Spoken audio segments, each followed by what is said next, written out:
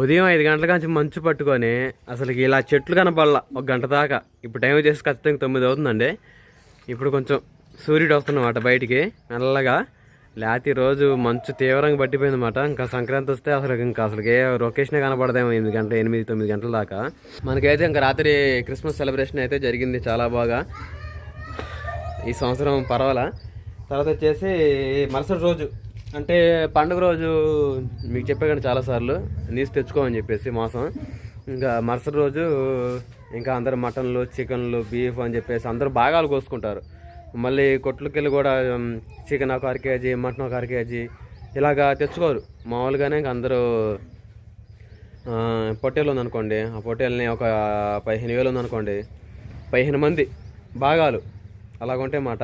అంటే ఇంకా ఆ భాగాలకి పొట్టేల తలకాయ, పొట్టేల కాలు, దాంట్లో గుండె, ఊపిరితిత్తులు అంటే వాటిలో ఉన్న అన్ని పార్ట్స్ ప్రతిదీ మాంసంతో సహా అన్ని భాగాలు రావాల్సిందే, అన్ని ముక్కలు రావాల్సిందే. అదే మన విడిగా మనం మాంసం తెచ్చుకోవాలనుకోండి, ఇలాగ లోన మాంసం, కార్జం కానీ గుండె కానీ ఇలాంటివన్నీ వేయరు. మామూలుగా మాంసం వేసి ఎన్నికలు వేస్తారు. అలా కాకుండా భాగాల మీద ఉన్నామనుకోండి అన్నీ సరి సమానంగా వేస్తారన్నమాట. ఎందుకంటే 10 మంది మీద 10 భాగాలు కాబట్టి అన్నీ సమానంగా రావాల్సిందే. కోసిన వాళ్ళకి మాత్రం ఎక్స్ట్రా ఇస్తారన్నమాట. ఏంటంటే కోసిన వాళ్ళకి తలకాయనా కాలర్ అది ఇచ్చేది గుండెపాటు ఇస్తారు కోసిన వాళ్ళకి. అంటే మా ఊర్లో అలా జరిగిద్ది. మరి మీ ఊర్లో అలా జరిగిద్దో లేదో కామెంట్ చేయండి. అలాగా ఉంటుంది అన్నమాట. అంటే ఒక పెత్తనం చేసి పోయి తీసుకురావడం, దాన్ని వచ్చి కోయడం అదంతా ఉంటుంది. ఒక ఆయనకి ఒక ముక్క ఎక్స్ట్రా అదన్నమాట మ్యాటరు.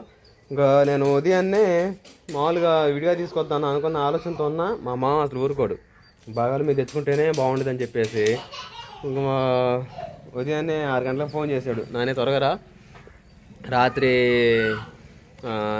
3:30-4 మధ్య మొదలు పెట్టారంట కోయడం. ఇంకెమ్మంటే మోసం కోసారు, భాగాలు కూడా అయిపోయినాయి. అందరు తీసుకెళ్తున్నారు, తీసుకెళ్తున్నా అని చెబితే ఇవ్వండి మటన్ తీసుకొచ్చాను. శుభ్రంగా కోసి 4 సార్లు కడిగి ఇంక రాజకుమారికి ఇస్తున్నా.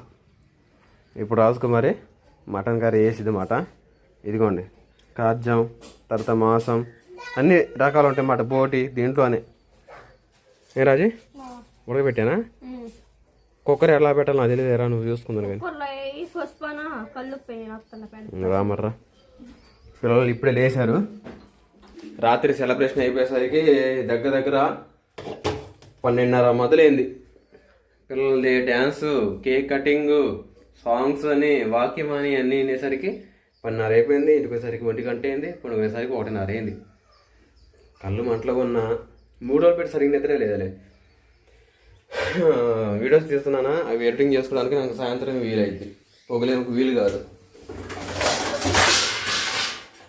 అలాగ ఒక్కోసారి నిద్ర ఉండదు. నిద్ర లేని రోజులు చాలా గడిపినాను.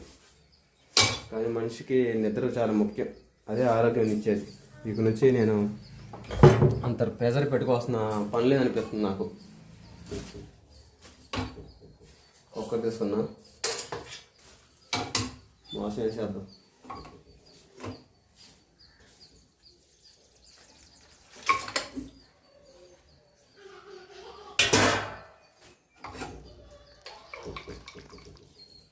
వేసాగా పసుపు,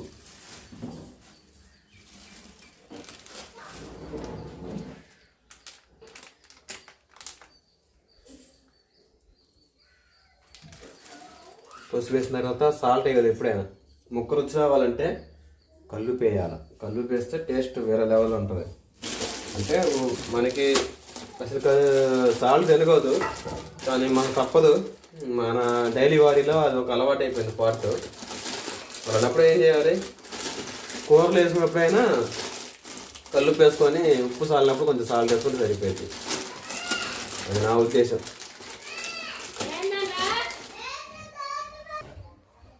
ఇవ్వండి కల్లుప్పు కొంచెం వేసుకొని మొత్తం కలిపేసుకోవాలి. మొత్తం ఇలా కలుపుకుంటే పసుపు ఎందుకు వేస్తారంటే ఇంకా మాంసం పచ్చి మాంసం కదా, ఏమైనా బ్యాక్టీరియా అలాంటివి ఏమైనా ఉన్నా కూడా పసుపు వేస్తే చనిపోతాయి.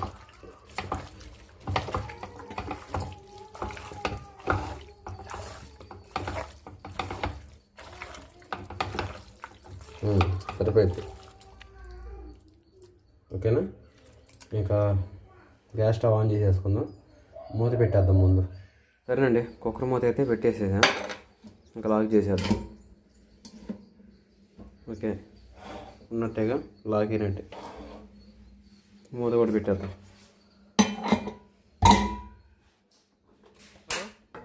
ఎంతవరకు వచ్చింది? ఇంత కుక్కర్ కూడా చూసావా? ఉడికిందా? విజిల్ వచ్చినాయా 3-4? ఏం చేస్తారు ఇప్పుడు మరి నువ్వు? మసాలా ఏం వేసేది ఇంట్లో? పచ్చి కొబ్బరి ఉంది కదా, పచ్చి కొబ్బరి వేస్ట్ చేయక రాజే, ఎండ పెడతాలే లేక కొబ్బరి పచ్చడి అని చేస్తా. కొబ్బరి పచ్చడి వద్దులు కానీ ఎండబెట్టు. సరే, బాగా శుభ్రం తుడిసి పొడగొట్టుతావు, పైన డాబా మీద పెట్టు. అది ఎలా వేయాలో తెలుసుగా నీకు? అప్పుడు ఇది మా మమ్మీ ఎండ పెడితే చూసా. సరే కానీ మరి ఆకలి అవుతుంది కానీ. సరే పిల్లల్ని స్కూల్ పంపించలేదు ఎందుకు? ఎందుకు రాత్రి అంతా వాడు మనతో పాటు 1 గంట రాకున్నారు. సరే, రోజు నిద్రపోయి ప్రశాంతి నిద్రపోతారులే. మనతో పాటు తిని ప్రశాంతం పడుకొని రేపు వెళ్తారు. సరే, పడింది చేతులు పెడతారా?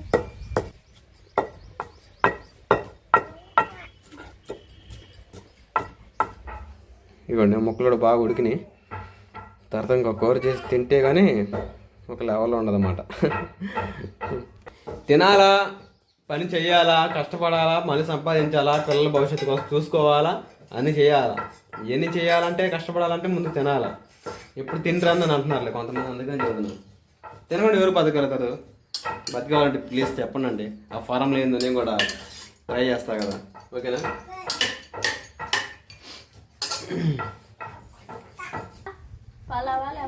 మావలే పలావద్దులే. మా తమ్ముడు కూడా పిలిచాను, వస్తున్నారు భోజనానికి. ఓకేనండి, టైం వచ్చేసి 10 అవుతా ఉంది. ఇంకా పుల్లలు అయితే పేర్లు వేసేసాను. నా కొడుకు చక్కగా దేవుని పాటలు పెట్టానమాట. చాలా మంది చప్పలు కొడతా ఉన్నాడు. రాత్రి నుంచి బాగా నేర్చుకున్నాడు వాళ్ళ అమ్మ దగ్గర. తర్వాత వచ్చేసి ఈరోజు పని ఏంటంటే, ఇదిగోండి రాజీ, ఆకుకూర ఉంది కదా, అరుణాది మొత్తం కోసే. ఇప్పుడు కోసేస్తే ఈ మొత్తం మళ్ళీ గడపడతో తవ్వేసి విత్తనాలు తీసుకొచ్చాం కదా మనం ఎన్నకొండలో, అవన్నీ ఆడదాం. ఓకేనా? కొంచెం తీసేస్తే ఈ మెల్ల అంతా ఇంకా వేస్ట్గా ఉంది. మళ్ళీ దీంట్లో కొంచెం ఎరువు అలాంటివన్నీ వేసి తిరగేయాలి మట్టి అంతా. మాయ్ అన్నం పెడతాం పా ఆకలి అవుతుంది. రాజకుమారి మటన్ కర్రీ చేయడం అయిపోయింది, అన్నం కూడా వండేసింది. మామూలుగానే ఈరోజు పొడి రైస్ చేయించున్నా, రోజు పలావ్ ఏం తింటామని చూపిస్తానండి. అదిగండి మటన్ కూర సూపర్గా ఉంది, వేడివేడిగా. త్వరగా భోజనం చేసేసి ఇంట్లో పని చేసుకోవాలి. ఒకసారి ఇంకా ఇంట్లో పెట్టేసా భోజనాలు, చక్కగా వాకి వెంట భోజనం చేయొచ్చులే. అన్నం వడ్డించావుగా? మటన్ కూర, వేడివేడి అన్నం, నిమ్మకాయ, ఉల్లిపాయ లాంటి లేవా?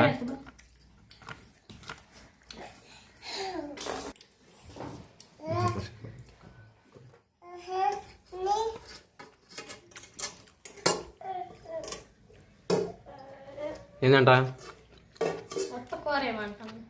వెయ్యి